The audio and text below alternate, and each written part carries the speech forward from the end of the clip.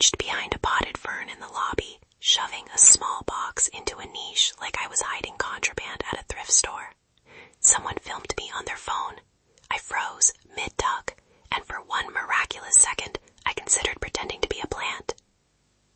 I'm Liv, your chronically online host, and I make questionable choices so you don't have to.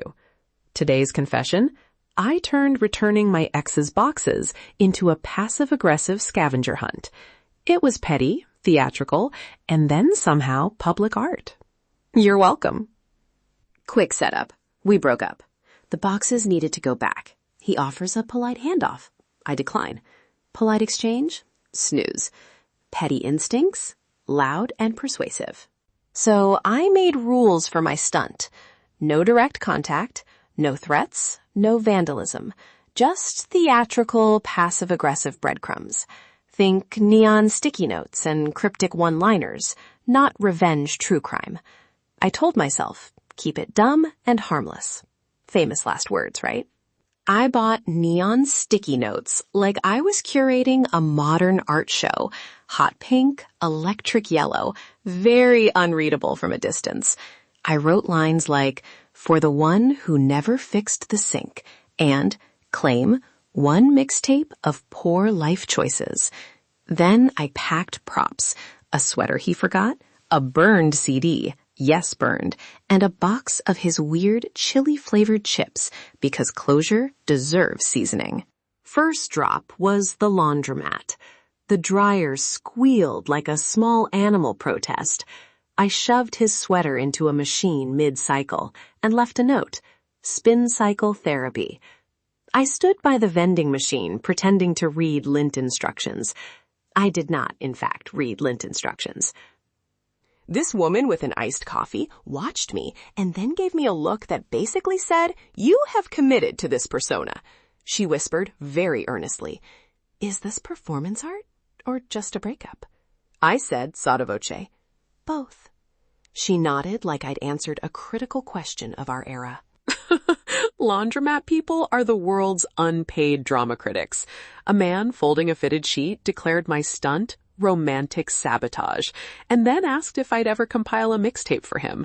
I declined, partly out of principle and partly because his taste in music felt like a crime scene. Next, the café. I tucked a mixtape under a napkin at a table he used sometimes. Very analog, very unnecessary.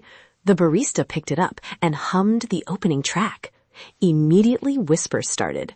"Did you see that napkin? Who was leaving tapes?" Someone took a photo, someone tweeted, "The hashtag did not exist before me, and now it did." People do that thing where they invent entire narratives from a single object. Two women at the counter started casting us as characters. Me, the dramatist, him, the brooding artist, the mixtape, the relic. It's wild how fast strangers start writing fanfic about your dating life. Back at the building, the neon sticky note in the mailbox acted like a flare. A neighbor I'd only ever nod at knocked and handed me a thermos like it was an offering. She'd already built a theory. She explained it to me in painstaking detail while simultaneously making a spreadsheet in her head. I learned that day that my mailbox had become a town square. Then he posted a photo of a sweater on a chair, captioned, "Some stories unravel in public." Exquisite ambiguity. The post got comments, people choosing sides like it was secondhand theater. I had turned a private awkwardness into communal entertainment, and the neighborhood loved it. They were eating popcorn without paying admission. And here is the part where the thrill curdled a little. Watching strangers amplify a thing I made for myself felt strange. My bright, neon little prank suddenly had fans and detractors, and I realized how performative revenge becomes a public spectacle. I felt small and ridiculous in the best possible humiliation way. Small confession. I liked the attention more than I expected. But then I also felt guilty because I'd avoided the boring work. Texts, conversations, closure.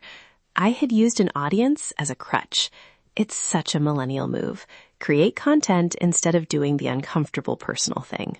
Okay, the climax, the last box. I shoved it behind that same potted fern and left a note. Claim your slightly used future. Peak melodrama. As I straightened the fern, a neighbor coming from the mailroom snapped a photo and posted, "Live performance in aisle 3. Suddenly, the whole block was invested in my emo chapter.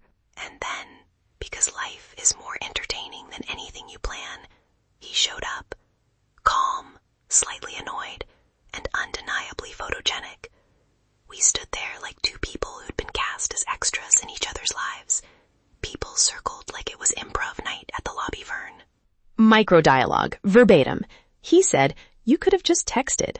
I said, "You could have fixed the sink." He blinked. I blinked. A neighbor muttered, "And the award for best supporting passive aggression goes to." We both started laughing. Awkward, relieved, exactly the kind of laugh you have when the absurdity breaks the tension. That laugh changed everything. The crowd, who honestly had been living rent-free in our emotional real estate, dissipated like fog under a street lamp. The barista returned my mixtape with a sticky note. For the drama chronic, maybe try a nap. I put it in my bag like it was a badge of honor and a mild rebuke. So what did I learn? Performance is a sugar rush. It feels good and then you crash. Real closure is boring and slow, and frankly better for your mental health. Texts, awkward conversations, and handing things back without an audience are underrated acts of bravery. And a practical note, if you attempt any neon sticky note artistry, accept that neighbors will become producers, baristas will become critics, and someone will gift you a thermos. Also accept that receipts are literal, neighbors take photos, and figurative, memories that do not age well. 2 final tiny confessions. I still peek at that sweater in my closet and smile at my own madness, and sometimes I rehearse the lobby scene like it's a sketch I might one day perform for money. Not likely, but I do love that one line, neon sticky note, meet quiet closure. If you're tempted to stage a dramatic exit or leave breadcrumbs for an ex, ask yourself, applause or peace?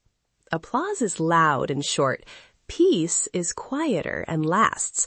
Personally, I'm hiring naps as a new coping mechanism. Highly recommend.